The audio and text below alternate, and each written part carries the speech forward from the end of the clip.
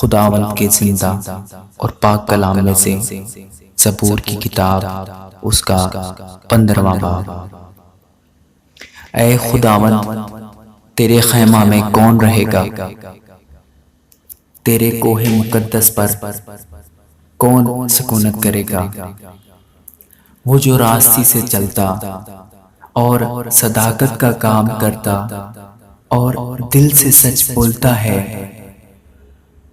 वो जो अपनी ज़बान से बहतान नहीं बांधता और अपने दोस्त से बदी नहीं करता और अपने हमसाया की बदनामी नहीं सुनता, वो जिसकी नज़र में रज़ील आदमी हकीर है, पर जो खुदावंद से डरते हैं उनकी इज्जत करता है।